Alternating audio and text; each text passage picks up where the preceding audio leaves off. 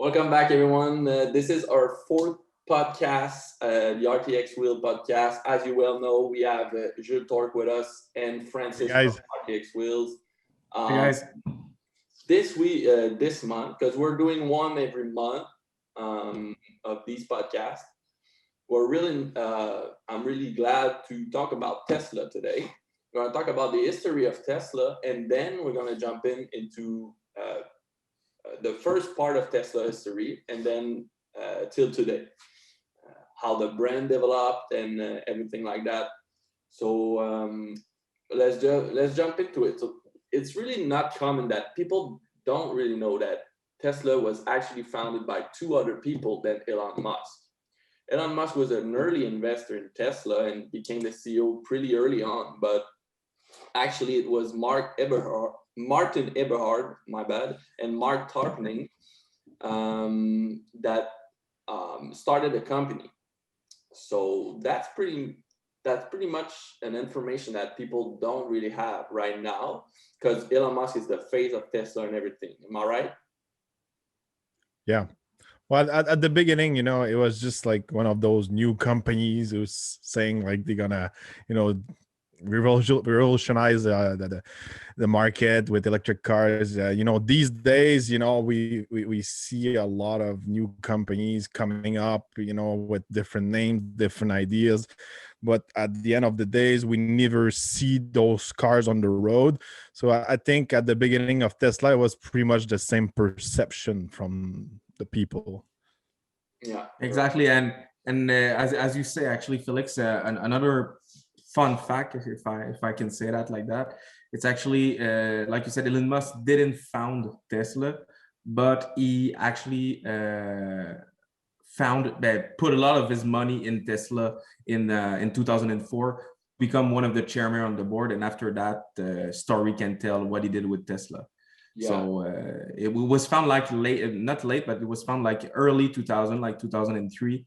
And another little fun fact: the company name is, as you probably all know, name on based on a Nikola Tesla inventor and electrical engineer. But that's obvious. But yeah, just to be sure that everyone is on the same point, so the company name is based on Nikola Tesla name.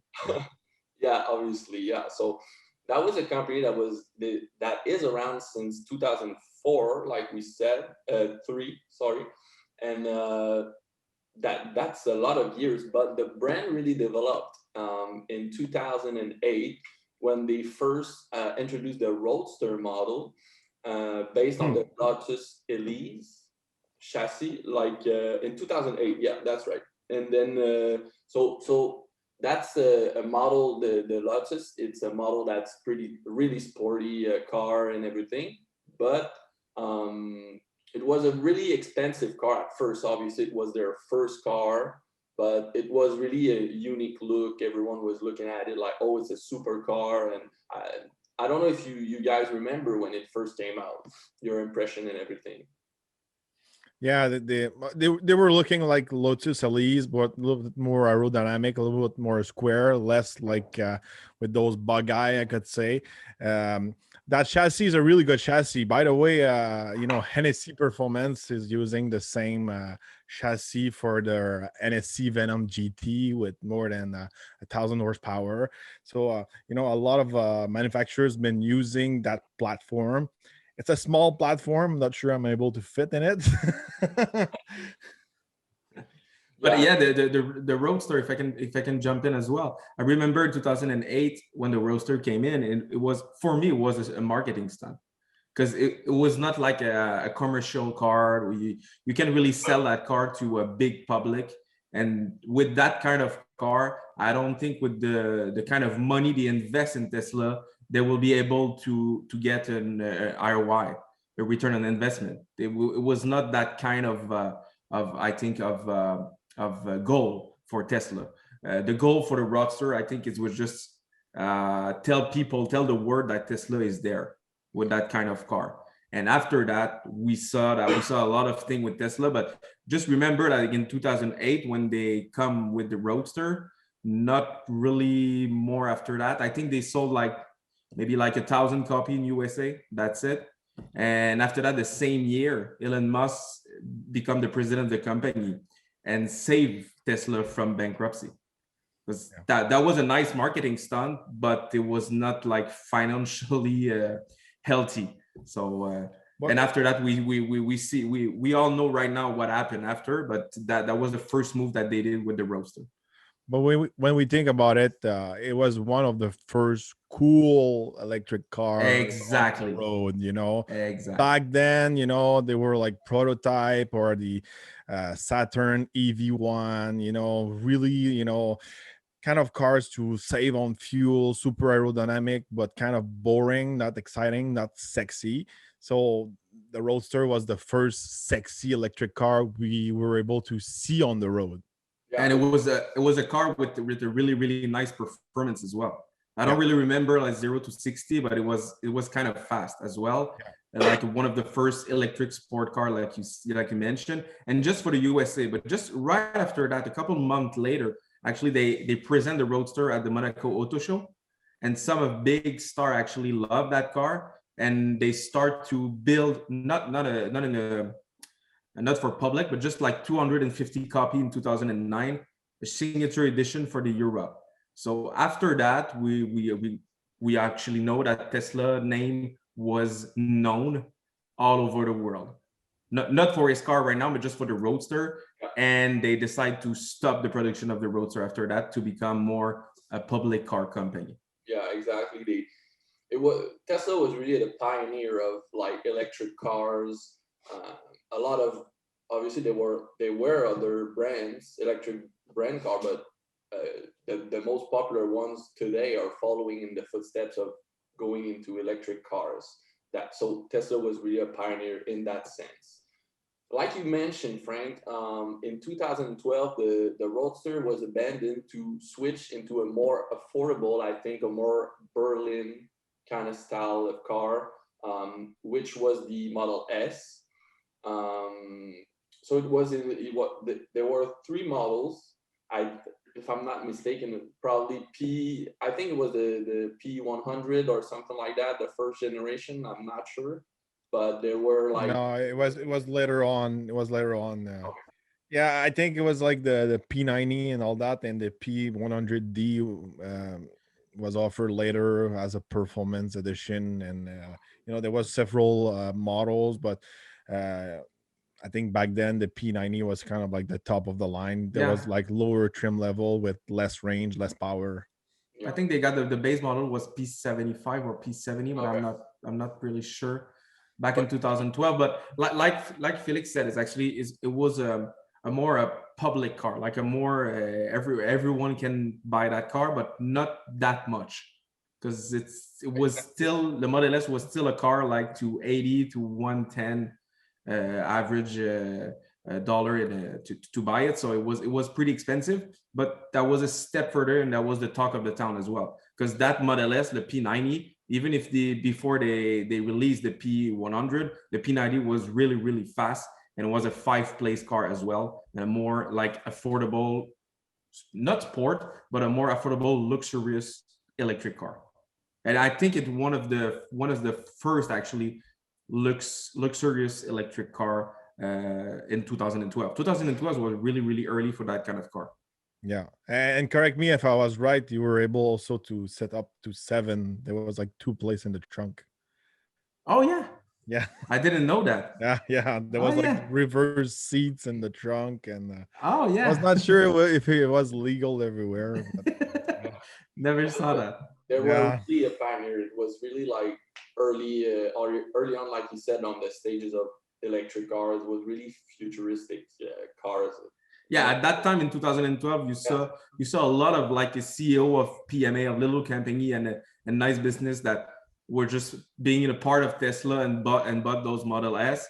And after that, Tesla want to start actually installing some charging station all across America and Europe.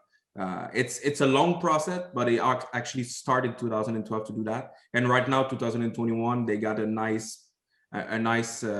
they get nice installation all across America and Europe. It still need to improve, but it's a nice beginning. But speaking of those charger, that's one thing because they were early. They adapt their own charger, and like the rest of electric cars now these days, they use universal charger. That's one thing about Tesla. At one point you should have the same charger as everyone, but Tesla they like to do their own things. But Tesla thing.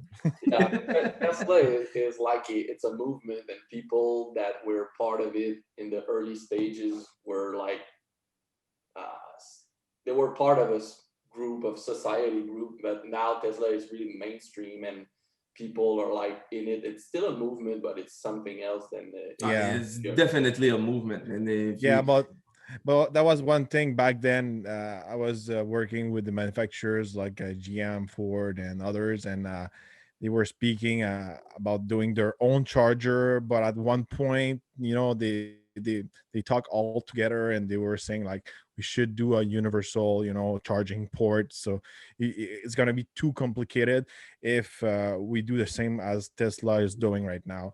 So that was the talk back then in 2012, let's say. yeah. There was the talk.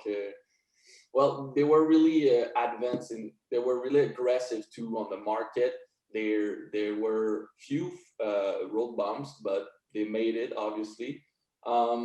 In the thing that is really interesting is that in 2014, still really early, they presented the autopilot. 2014, a completely autopilot car. Well, there was a few road bumps, like I said, but it's really futuristic. Like it's crazy to think that in 2014 that the car could drive itself, and to me it's mind blowing. That's where I think the technology really took a step ahead of everything, and then you can see they improve on the autopilot, obviously, but it's on like having a car that drives itself is really crazy if you think about it. So yeah, it was early too. I don't know if I'm not sure. I'm not sure, Julien, if you know about that, but in 2014, it was the first like autopilot to be commercial, or so Julien, just I'm not sure about that, but actually in 2014, it was like one of the first autopilot to be put out on the market. I think it was one of the first. I'm not sure if it was the first, but I think it was the first to be able to drive without touching the steering wheel. Yeah, If I and the remember right. first to be advertised like Tesla advertised their Yeah. thing.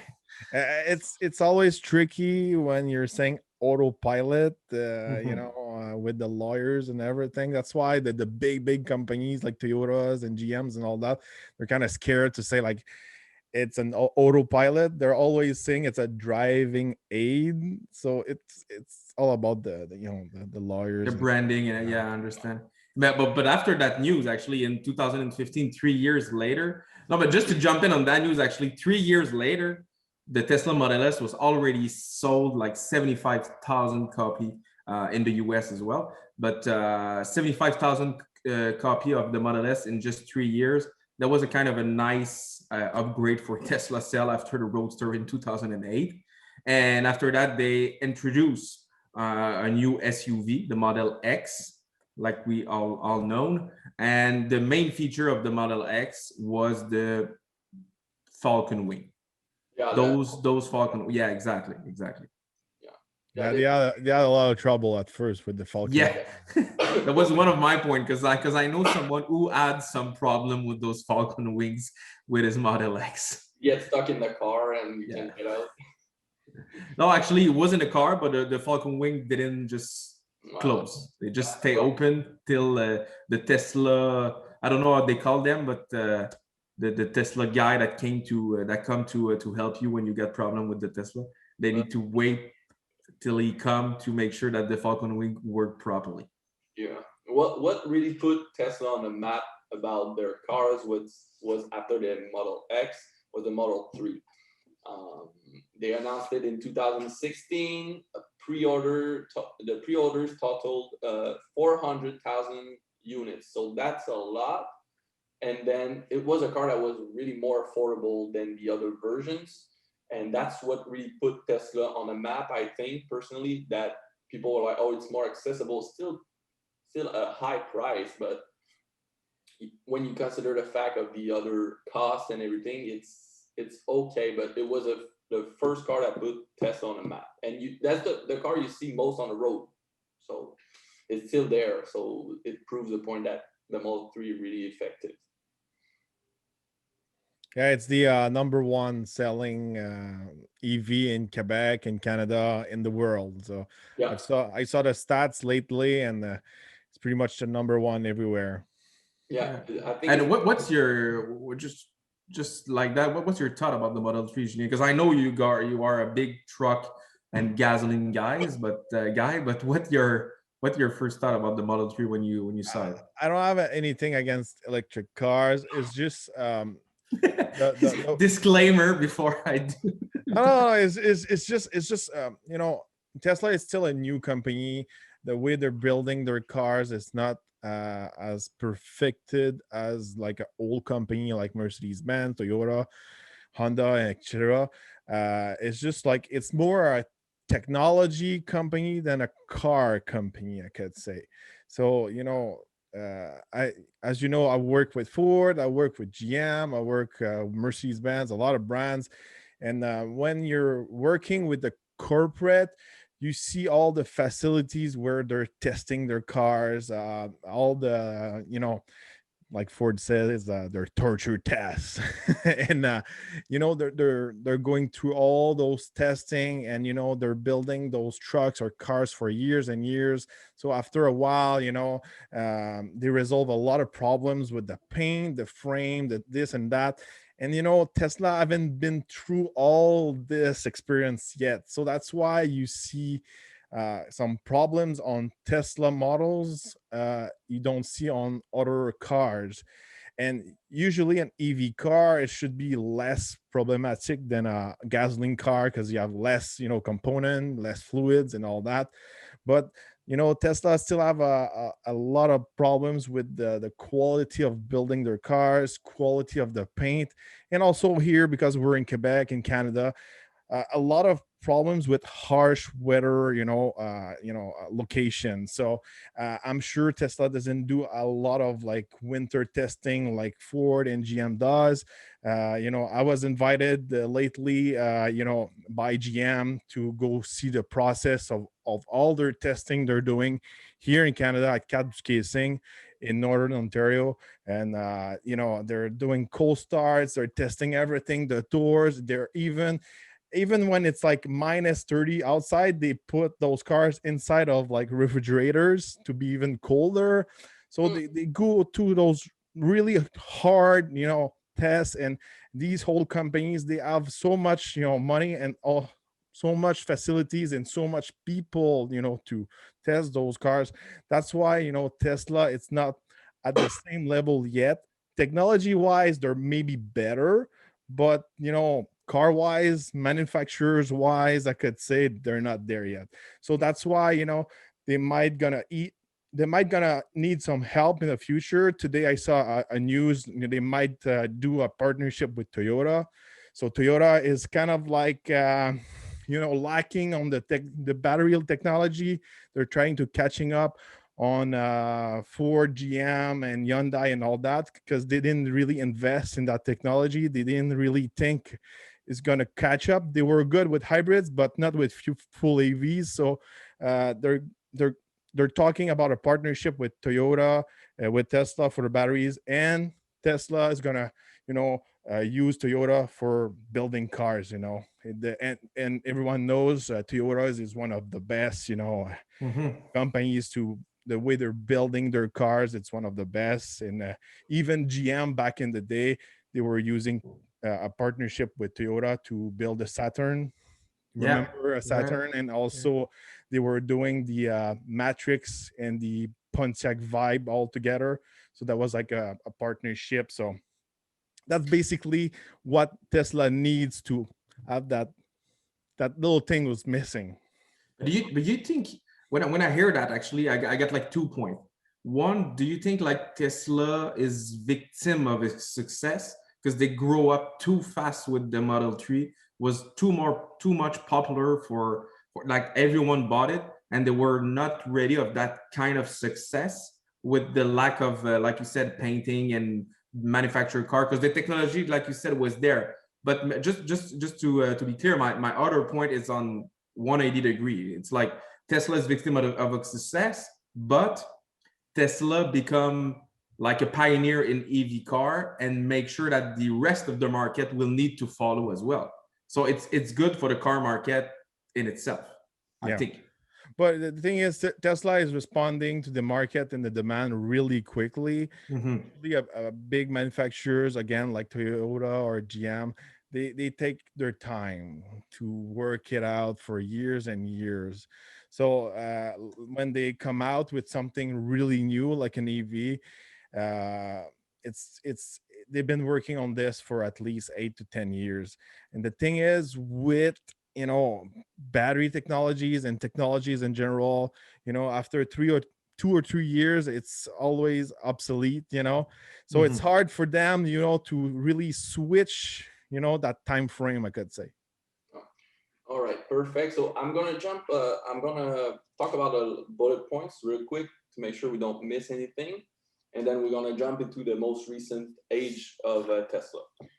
So, fun fact: in 2017, Tesla announced that the arrival of the semi-truck was for 2019, which I'm thinking never came out. Actually, they still working on it, right? Not yet.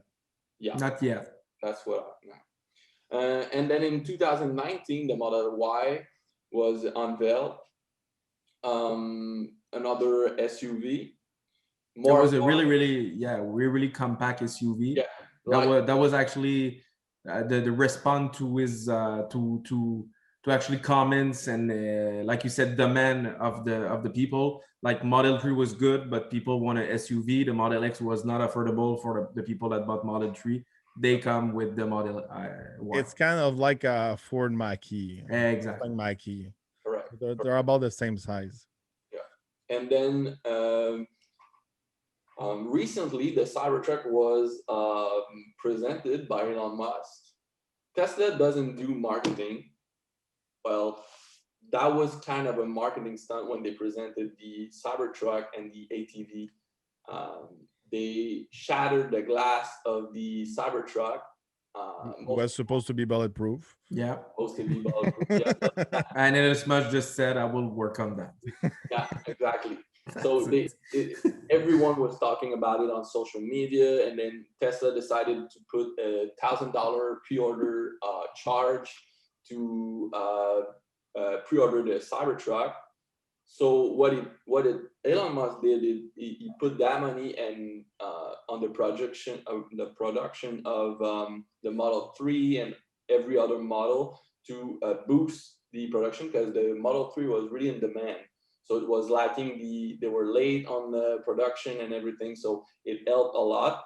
All of that because of a shattered glass. So that was. But actually, it's a marketing stunt. One of the best marketing stunt I saw. Like he asked people to give $1,000 to reserve a truck that doesn't exist. Yeah. And it's refundable. You can get your money back if you want. But that $1,000, every people that pay $1,000, he took that money, invested that in the production of the Tesla. The Model 3 was delivery more faster than ever. And after that, we don't have any date actually for the Cybertruck, when it will come out for real to be. You got it? Yeah, I think it's supposed to be. I heard him talking about it recently. I think it's 2021 or early 2022.